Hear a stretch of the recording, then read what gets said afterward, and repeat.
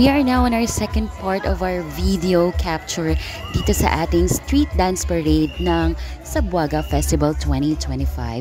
Appreciating the beauty of our Tomasians, guys. Talaga namang napakaganda ng ating mga Tomasino, no? All of them beautiful people. Alam nyo bang may festival tayo? So yun, guys, ayun na nga ang ating festival. Pero let's go back, let's recall, guys, yung history ng ating festival. So our town, Santo Tomas, ang pinakamaliit na bayan sa lalawigan ng Pampanga. So yung Sabuaga Festival natin, we all know that, sineselebrate natin siya tuwing Easter Sunday, tuwing linggo ng pagkabuhay, no? Actually, noon pa man, meron na tayong Sabuaga Festival. We just don't realize it. Pero with the initiative of our respective honorables, no, na nag-organize po ng Sabuaga Festival, no? So alam naman natin na tuwing Easter Sunday, yung early morning, meron tayong tinatawag na salubong, di ba? So dun sa salubong na yon, guys, dun natin pinagmi-meet si Mama Mary at saka si Papa Jesus. We're in karaniwan na ito sa atin. Meron tayong tinatawag na King Kapampangan. Tara, manalbeta ng puso-pusuan. Yan ang inaabangan early in the morning, guys. Every Easter Sunday yung puso-pusuan. At doon natin makikita yung tinatawag nating salubong, kung saan pinagkikita or nagkikita si Mama Mary at si Papa Jesus. Okay, bago makita ni Mama Mary si Jesus Christ, kakanta muna yung mga angels natin. And I recall when I was a kid, nag-angel din ako, guys, ha? And I really enjoyed that, no?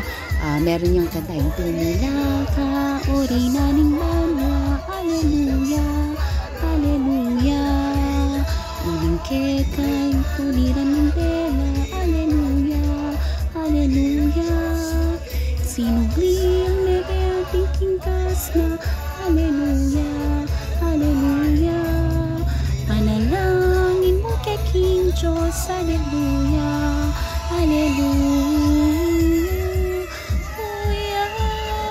After that, guys, yung bulaklak, isasaboy natin kay Mama Mary.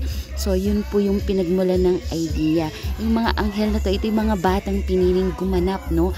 Para magsaboy ng bulaklak kay Mama Mary. And until then, guys, unti-unting bumubukas yung puso, no? Yung sa pinakataas.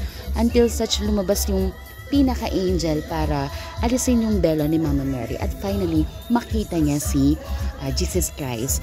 Yun po, no? Kung tutuusin, guys, this festival is really indeed a true mirror of our culture dito sa Santo Tomas. Ang pangalang Sabuaga, ulitin natin, nagmula sa dalawang salitang pinagsama na sabuag na nangangahulugang pagsaboy at sampaga na nangangahulugan na bulaklak. Ayon kay Ginoong Jose Erwin Nucum, Tubong Santo Tomas, lubhang negatibo daw ang kahulugan ng salitang salbag na nangangahulugang paghiwa-hiwalay at hindi raw malinaw kung ano ang bagay na isinasaboy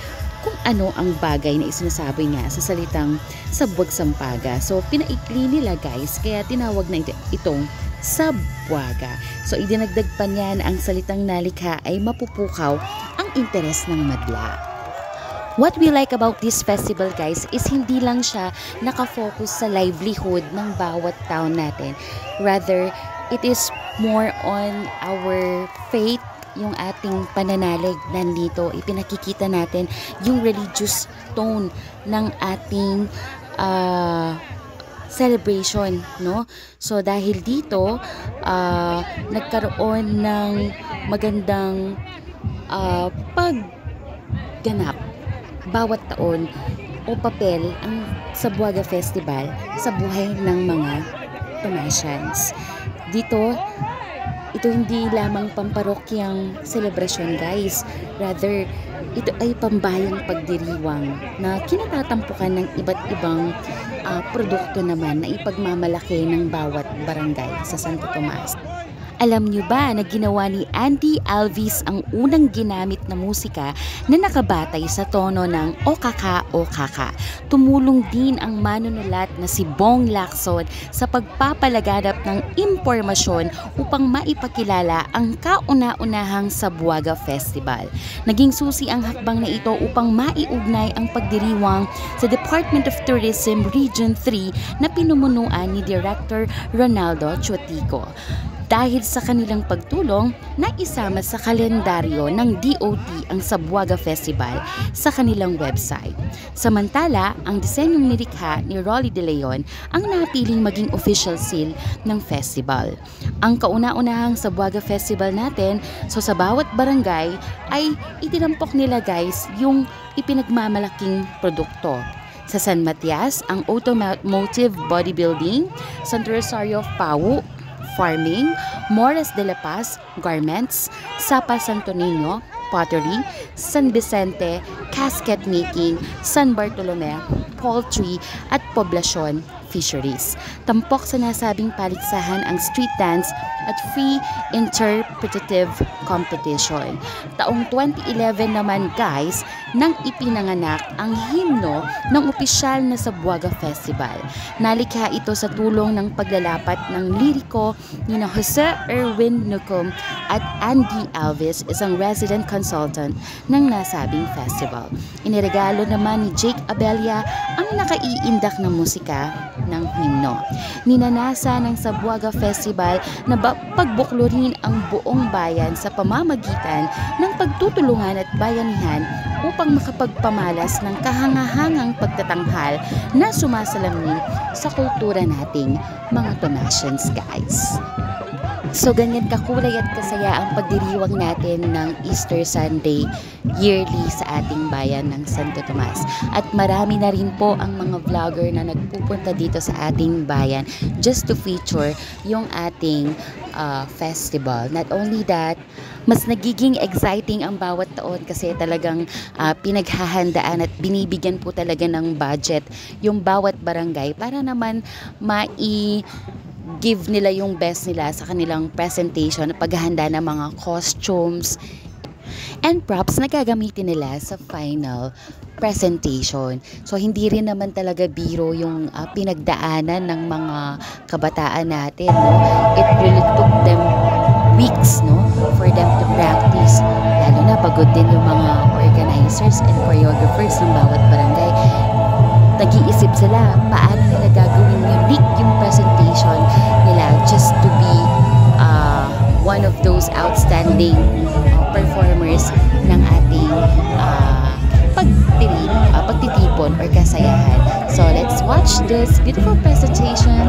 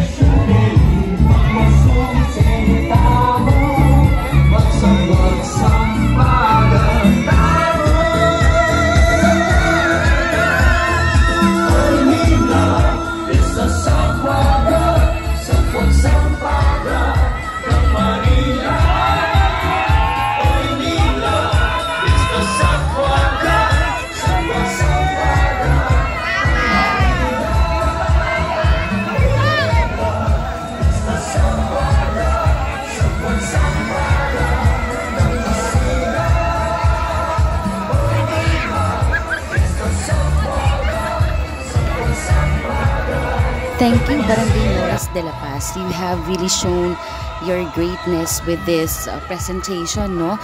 Congratulations sa Moras de la Paz, guys. Sila yung nanalo ng Best in Sabuaga Costume. Finally, we have Barangay San Rosario, Pau. Alam ko na yung barangay na na-miss natin kanina, guys. Hindi natin napanood. Sayang, hindi natin napanood yung Barangay San Bartolome. Nanalo ang Barangay San Bartolome ng second runner-up sa free interpretation, and then sa street dance, guys, they are first runner-up. Congratulations po sa Barangay San Bartolome. And finally, we're having this Barangay Santo Rosario, Pau. Congratulations, Barangay Santo Rosario, Pau.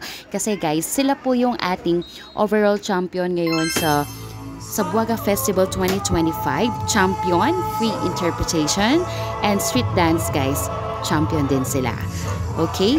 So, congratulations po sa lahat ng nanalo. Okay, ulitin po natin yung mga list of winners natin. Again, sa free interpretation, ang nag-champion po, Santo Rosario, Pau. First runner-up ang Barangay San Matias. Second runner-up ang Barangay San Bartolome. And sa street dance po, we have the champion, Santo Rosario, Pau. First runner-up is Barangay San Bartolome. And second runner-up, guys, is Barangay San Matias. Best in Sabuaga costume, we have Barangay Moras de la Paz.